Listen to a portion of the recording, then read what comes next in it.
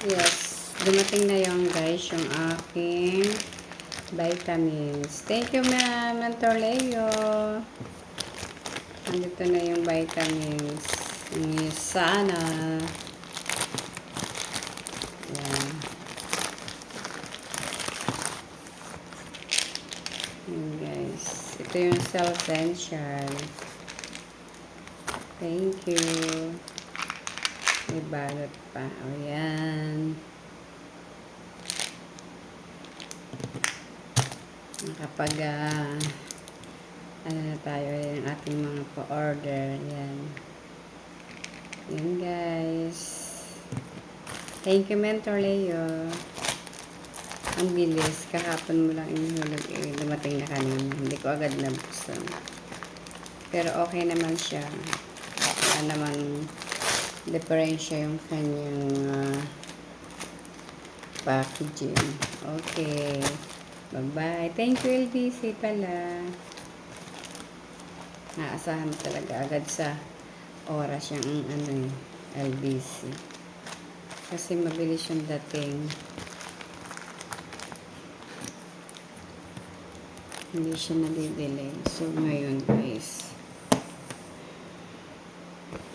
tayo ay iinom ng vitamins. Kuha lang tayo ng water.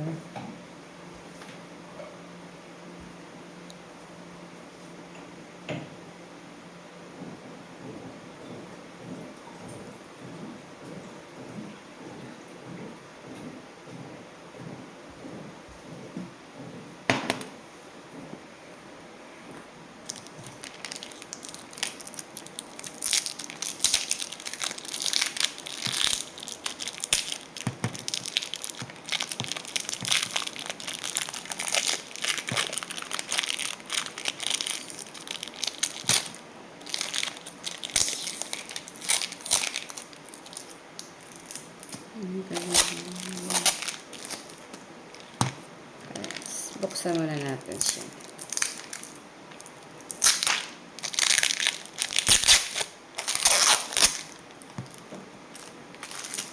Ito lang yung mga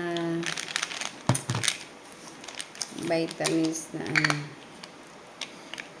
talagang nakatulong ng malaki sa akin. Ito yung green. Ito ang kulay niya. Yan.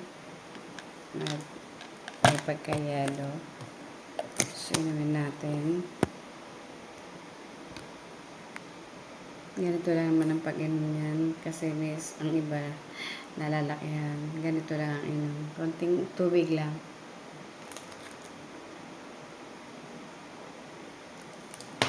So, wala na. Hirap na hirap sila. Nakakaisang baso daw bago pa malunod yung gamot, tablet.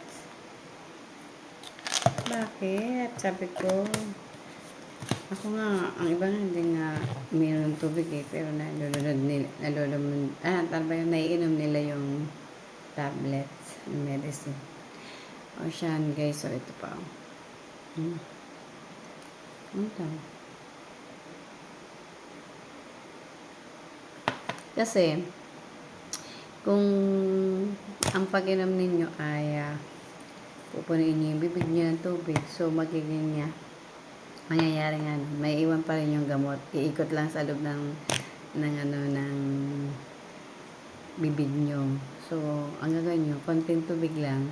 Saka ka na lang iinom ng maraming tubig kapag naubos mo na yung nainom mo na yung vitamins. Ganon kasimple.